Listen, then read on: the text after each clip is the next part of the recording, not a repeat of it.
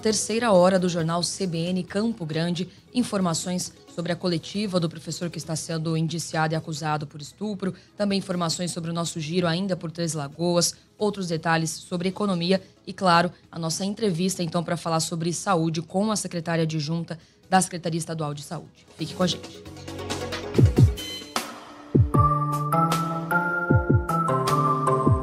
CBN Saúde.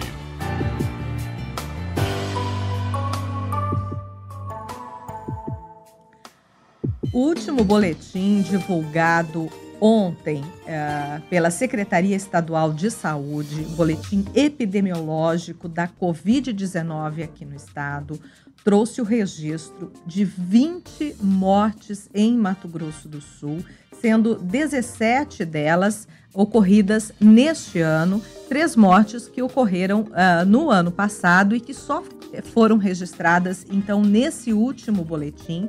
A maioria dessas vítimas era de pessoas idosas e com doenças pré-existentes, as chamadas comorbidades. Desde que a vacinação começou em 2021, o público do chamado grupo de risco, como é aí o dos idosos, tem prioridade para ser imunizado contra essa e outras doenças. Mas será que essa dose de reforço está em dia nesses grupos? Tem gente que já não quer nem ouvir mais falar nesse assunto, mas o fato é que o vírus da Covid já faz parte do nosso cotidiano, assim como outros vírus estão presentes, o da gripe, por exemplo, e todo ano essa vacina precisa ser atualizada, as pessoas precisam estar imunizadas para que não tenham aí o estado de saúde agravado. E para falar sobre esse assunto, nós convidamos a secretária adjunta de saúde do estado, Cristine Maimone Gonçalves, que está conosco aqui no estúdio agora. Bom dia, secretária, muito bem-vinda e obrigada por ter aceito o nosso convite. Bom dia, Lígia, bom dia a toda a equipe aqui da CBN, em especial meu bom dia acolhedor a cada família sul-mato-grossense, né? Nós da saúde estamos imbuídos e continuamos lutando contra todas as doenças, né, que afligem aí nosso dia a dia. E contamos com a mídia sempre que nos ajuda. Informação é tudo, né? A inclusive para desmistificar, né, situações. Exatamente, Lígia. Acabou a era da fake news, né? Nós precisamos ter a evidência científica e precisamos ter certeza daquilo que é bom para a nossa saúde. Bom, o que explica esse aumento no número de mortes registrado aí por esse último boletim e que trouxe aí a maioria de vítimas idosas, né? O que explica? São pessoas que não estavam com o calendário vacinal em dia? Você já tem esse levantamento? Sim, a gente sabe que o que acontece ainda é que nós estamos, na verdade, o Brasil, né, em contramão do restante do mundo. Enquanto o restante do mundo está se esforçando muito para ter todo o seu esquema vacinal completo e as suas doses de reforço completa, ainda há muito mito e crença na população brasileira em relação à confiabilidade da vacina para a Covid. Então, a gente não percebe mais as pessoas preocupadas em completar o seu esquema vacinal e a sua dose de reforço. Então, isso é um retrocesso, que chama-se hesitação vacinal. O que nós precisamos? Da ajuda da mídia, que é o que nós estamos fazendo agora, da ajuda da população, que a população que tem dúvidas, procure a unidade de saúde, converse com o profissional de saúde, que vai lhe assegurar a confiabilidade e a necessidade da vacina e que as pessoas se sintam motivadas a vacinar. As pessoas precisam, nós temos vacinas, as vacinas estão disponíveis, é um avanço grande da ciência e nós não podemos perder aqueles que nós amamos por informações falsas. E os dados, eles comprovam essa eficiência, né? Se a gente pegar a curva de casos desde o início da pandemia, vamos pegar só Mato Grosso do Sul, recorte do nosso estado, né? Quando não havia vacina ainda, foi um boom de casos, um boom de mortes, e quando a vacina começou, esses números começaram a baixar, né? E a partir do momento em que a gente tem aí um relaxamento das pessoas, né, em relação às medidas de segurança, né, de usar máscara quando tem algum sintoma, né, de se isolar quando está com vírus, quando a gente vê que não estão buscando o reforço da vacina, esses números voltam a subir. Estávamos lá, né, Lígia? Então, nós acompanhamos isso passo a passo. No começo, nós não tínhamos vacina, não conhecíamos a história natural da doença, mas esses 2 anos e meio, nós já sabemos muito da doença. Ainda falta muito para descobrirmos, mas já sabemos. Já sabemos que precisamos, as pessoas que estão acima de 60 anos, acima de 55 anos, elas precisam, sim, de todas as doses de reforço. E pessoas que têm comorbidades, elas têm que ter o seu autocuidado, elas têm que se proteger um pouco a mais. Evitar aglomerações, os locais em que estiverem expostos, elas têm que se exporem menos. Então, em locais onde tem aglomeração, utilizar máscara, transporte público, a pessoa usa máscara. Enfim, evitar alguns ambientes em que tem muita circulação de pessoas, porque o vírus continua aí. Então, cada vez mais, a gente tem variantes, né? E o ideal é não pegar a doença. Para não pegar a doença, nós precisamos ter o autocuidado individual, essa consciência, e precisamos nos proteger com a vacina que está disponível. Precisamos da dose de reforço. Então, e a gente vê aí, final de ano, a gente teve as festas, houve aglomerações familiares também. Então, imagina essas pessoas que agora perderam um ente querido, né? Porque não tomaram uma dose de reforço, né? Porque não tiveram esse cuidado. E nós vamos ter carnaval aí pela frente. Mais um motivo para preocupação e para que as pessoas busquem as unidades de saúde, né? Exato, Lígia. Então, é um chamado à população para a gente romper esse falso mito, essa falsa crença. Se você ainda tem dúvida da efetividade da vacina, que a ciência já comprovou, vá até a unidade de saúde e converse com o profissional de saúde sobre a necessidade de você tomar o reforço da vacina.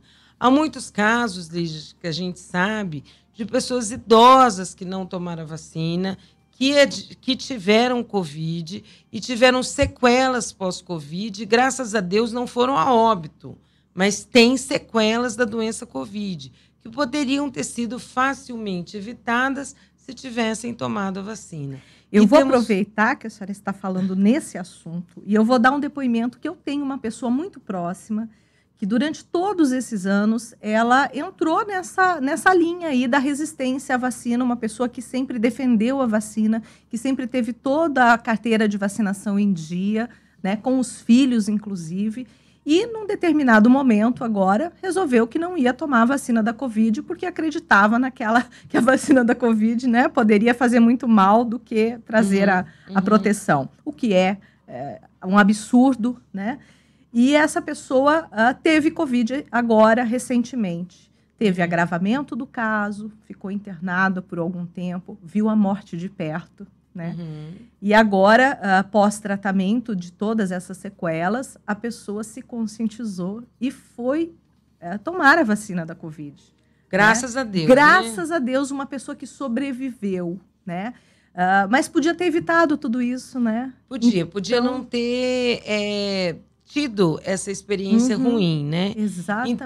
Então nós temos também vários relatos de pessoas idosas que, por terem tomado a vacina, elas estão vivas hoje conosco, né? Maravilhoso. E o que é uma bênção. Então, eu tenho relatos próximos de pessoas a mim que tomaram as primeiras doses da Coronavac lá quando surgiram e estão com 89 anos, estão muito bem. De bem com a vida, de bem né? com a vida, sobrevivendo e sem sequela alguma da Covid. Sim. Então, assim, não dá para a gente negar a ciência existe, né? A ciência existe, a ciência está mais do que comprovada a efetividade da vacina Covid. Nós precisamos crer na ciência. Então, nós precisamos, assim, se você tem dúvida, não acredite nas fake news, não acredite... Converse com o médico, né? Vá até a unidade de saúde, converse com o médico que se embasa na ciência, né? E tire todas as suas dúvidas em relação a isso e tome a vacina. Cristine, agora vamos falar, então, sobre ações de governo em relação a isso, né? É preciso resgatar aí na população esse interesse e esse comprometimento em manter aí a carteira de vacinação em dia, né? A gente fala carteira, mas hoje é tudo virtual, né? O que o governo está fazendo, pretende fazer aí para buscar essas pessoas, né, que ainda não se vacinaram, fazê-las entender que isso é importante? Primeiro, a informação, né? E a informação correta, ela é essencial através desse meio que nós estamos aqui. Nós temos as mídias de comunicação falando da importância de se vacinar, não só contra a Covid, mas com todo o esquema vacinal, desde a infância, e as vacinas também, da influenza. A polio, né? Exatamente. Que muitos pais deixaram de levar os filhos. Deixaram de levar os filhos. Talvez porque não tenham vivenciado, né? Por serem mais jovens, talvez, as sequelas do que é uma pessoa que não tenha, que tenha tido a polio, né? Eu que sou de uma geração, tenho 55 anos, eu vi pessoas sequeladas. Eu tenho amigos sequelados. Sequelados, né? Então, é muito triste. A pessoa vive sequelado sendo que poderia ser evitado isso, né? Dificuldade de locomoção, às vezes com dores. Foi submetida a muitas cirurgias lá na infância e, na época, não se tinha a tecnologia e a informação que se tem hoje, até cirurgias desnecessárias. Exatamente, né? Então, nós precisamos ter esse compromisso. Os pais precisam ter um compromisso de buscar a informação correta na ciência mesmo. Precisa tomar a vacina. Está consolidado. Todo profissional sério, capacitado, infectologista, ele recomenda as vacinas. As campanhas que a gente sempre via na mídia, as campanhas de conscientização, né? E a busca ativa dessas pessoas, isso vai ser feito aí este ano agora de 2023? Provavelmente. Nós estamos com as campanhas estaduais, mas como você sabe, o Ministério da Saúde acabou de assumir e ontem a nossa ministra da Saúde, ela é uma profissional técnica da Fiocruz, baseada na ciência, em prol das vacinas. A Fiocruz, ela produz vacinas, né? Então, ontem ela declarou que a nova vacina da Covid, né, já deve ser disponibilizada em fevereiro, né? Então, algumas pessoas que já estiverem aptas, e tiverem feito, estiverem em tempo a segunda dose de reforço, né, e estiverem aptas para uma nova dose de reforço, a farão, provavelmente escalonará para que elas tenham acesso a isso, mas principalmente as campanhas e a busca ativa vai ser uma direcionalidade do novo Departamento de Imunizações. Então, passa a ser um projeto, uma política de Estado nacional, né, da União, uma política de Estado da União, que ela não é só uma política momentânea, a recuperação do Departamento Nacional de Imunizações e a mídia, a comunicação nacional, a busca ativa nas escolas, a busca ativa onde a população estiver. E aí a importância, né, do médico de família, do agente de saúde, detectar essas pessoas, né?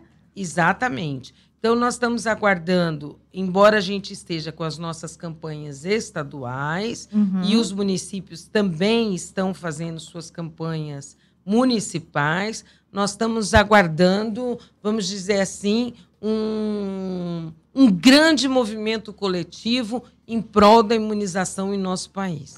Para quem está ligando agora aí a CBN Campo Grande, eu estou conversando aqui com a secretária adjunta de saúde do Estado, Cristine Maimone Gonçalves. Cristine, em relação aí à dose da Covid para as crianças, em muitas unidades essa dose já está em falta aqui no estado, né? O que está ocorrendo e qual é a previsão de regularizar isso? O que a gente tem para dizer é que quem disponibiliza as doses é o Ministério da Saúde, né? E o Ministério da Saúde acabou de ter a mudança. Então, eles pediram que nós aguardemos, provavelmente semana que vem, a recomposição dessas doses. Então, nós já temos perspectiva dessas doses chegarem no estado a partir da semana que vem. O que tem hoje? É a Pfizer Baby? Ainda tem alguma coisa em alguns locais? Alguns municípios que já receberam, a gente havia recebido 15 mil unidades, doses, né? Então, alguns municípios ainda têm, mas alguns municípios já estão em falta. Já é o restante, né, do estoque. O Ministério da Saúde também disse que a Pfizer adulto... Bom, hoje nós temos a Pfizer adulto disponível em todos os locais. Mas estamos na iminência de recebermos a AstraZeneca ainda esta semana. E as demais a partir da semana que vem. Mas, Lígia, eu queria aproveitar para dizer para você, principalmente em relação ao fato da gente ter disponível a Pfizer adulto, que nós temos 74,9% de pessoas que poderiam ter já a sua segunda dose de reforço feita acima de 35 anos e não fez. Não foi até uma unidade de saúde se vacinar. Esse dado é gravíssimo. Então, é um dado gravíssimo e que nós fazemos um apelo, neste momento, a essa população. Você acima de 35 anos, que já tomou há mais de 4 meses a sua primeira dose de reforço, vá até a unidade de saúde. Você não está salvando só a sua vida, você está salvando também a vida das pessoas que você ama. E as pessoas que você ama, porque hoje nós sabemos também pela Covid que nós temos casos sintomáticos e assintomáticos, né? Então, a transmissão ocorre. Então, você está salvando a vida da sua família também, porque muitas vezes você vai ter um caso assintomático e não sabe. Então, você está salvando a vida do seu pai, da sua mãe, da sua esposa, dos seus filhos. Então, o seu papel diferenciado, individual, é fundamental para salvar as vidas. É uma mudança de hábito, né, que veio aí com a pandemia e que tem que ser incorporado aí no dia a dia de todo mundo, né, Exatamente, exatamente. Se nós podemos nos prevenir contra a doença, porque nós já sabemos que, em muitos casos, a Covid causa sequelas essas que nós não conhecemos todas, a ciência ainda não conhece todas as sequelas, não há por que você experienciar a doença da Covid. Bom, vamos partir para uma outra situação agora, que é muito preocupante, inclusive para os pais, né, que se veem diante de um quadro de saúde que agravou dos filhos pequenos, os leitos de UTI pediátricos no estado. Como é que está essa situação hoje? O estado está bem atento, né? Hoje nós temos uma análise do estado como um todo, tanto da saúde suplementar quanto da saúde pública, né? Do sistema público, dos contratualizados do SUS, e nós estamos tentando unir forças para que ampliem esses leitos de acordo com as necessidades da população. Então, Dr. Maurício Simões é o nosso atual secretário de Estado, ele tem uma bagagem muito grande também na saúde suplementar, né? E isso faz com que a gente consiga aprimorar nossos esforços e a nossa direcionalidade das nossas políticas e programas estruturantes para otimizar os nossos recursos na ampliação ou na otimização daquilo que já existe, né, de leitos pediátricos. Porque nós precisamos tanto melhorar a qualidade e nem sempre só a quantidade. Às vezes você diminui o tempo de permanência pela qualidade do paciente atuando na gestão de uma unidade hospitalar, muito mais necessário. Dá uma rotatividade. Uma rotatividade, exatamente, Lígia. Muito mais do que, às vezes, você abrir uma quantidade de leitos. Mas nós temos leitos novos abertos agora, com a regionalização, no Hospital Regional de Três Lagoas, né?